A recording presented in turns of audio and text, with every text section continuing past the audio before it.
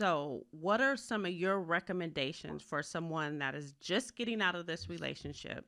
They cannot do their self healing just yet.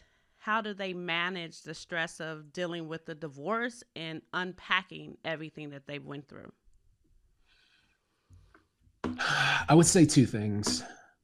Anytime I have a client, there are two questions I always ask them in the beginning, in their first initial session. Mm. What do you love about yourself? And what did you love about your ex? And what do you think the answers are on both fronts? It usually turns into like well, there was that time in the beginning where they showed me X, Y, and Z.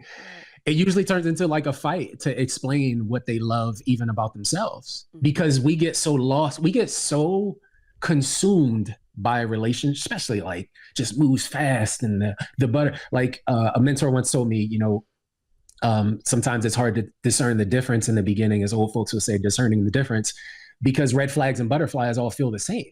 Yes. So we rush right into these relationships, but if I can't fully love myself, which is what we try to figure out after, or what you hopefully figure out after, if I can't have a level of confidence in setting and sticking to my boundaries, how the hell can I expect somebody to come in and love me at my best?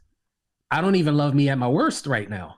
How can I love me at my best? So when I think about the levels that we have to go to do some self-assessment, some self-awareness, to go down the rabbit hole of trauma and revisiting our past, like, how do we learn how to love? We learn how to love from our earliest years. Did you get a hug? I said in a video the other day, and I got tons of DMs on it. I was like, you need a hug. Because you didn't get that hug when you was a 10-year-old little boy or little girl.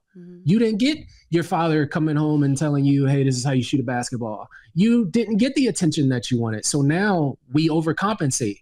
And now we become codependent on the person that we're in a relationship or a marriage with. And we hope that they could just build us up. But what if you walk into a monster? What if you meet a monster of a human being who just uses all of that empathy and that compassion and tears you down, and then, to your point, ghosts you? Well, I got to start at scratch. And now we live in except if you call it LA traffic, we live in like a 24-hour, like Amazon got it at my door. They flying it and dropping it off at my porch now. So at the end of the day, there has to be a level of self-awareness that goes along with what we've experienced, and acceptance level that comes with it. But I think also, and I say this a lot in videos, like, there has to be a level of grace. Yes. We have to give ourselves grace for learning, for not knowing what we didn't know before I actually had a chance to learn it. Right. And you brought up a good point. How do you tell the difference between butterflies and red flags? Usually we know. You know why? So a lot of times what I'll see with clients is I'll be like, hey, so tell me about how your body changed in the relationship. And I'll be like, what do you mean? I'd be like, tell me about your physical changes. Well, I used to go to the gym, and, I used to eat healthy, and I used to do this, or I gained weight. I started eating more, or I started eating less. My hair started falling out. I started getting anxiety. I got on depression meds. So a lot of times our body tells us before we're willing to accept it. During the relationship, if I am in a relationship where I pull into the driveway, and I'm not talking about like I had a long day at work, I had a bunch of clients and blah, blah, that I had going on. And I'm just tired because I worked in the law. I was in the court all day. I'm talking about getting there and like, all right, trying to basically role play how this conversation is going to go, walking on eggshells, because I know if I say the wrong thing, I already had a rough day, I'm going to cry. It's just going to be too much for me. It's going to be overwhelming. So when we talk about butterflies and red flags, at the end of the day, we know, we can feel it deep down in our soul.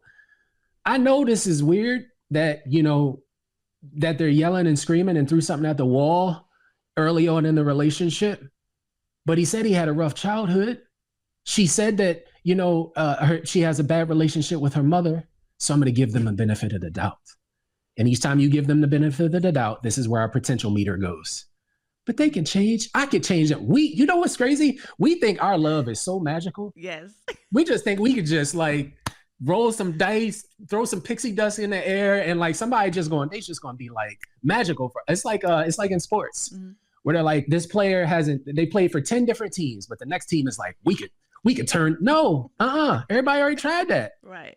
Everybody already gave all that effort. And what you don't realize is you think they tell you, oh, my exes were crazy. Oh, there's this picture painted out of washable kids paint. And when it starts raining outside, right, then you're like, oh, this is what I signed up for. Right. So it becomes like, we know those red flags and butterflies. We just refuse to accept it. Oh, it's different.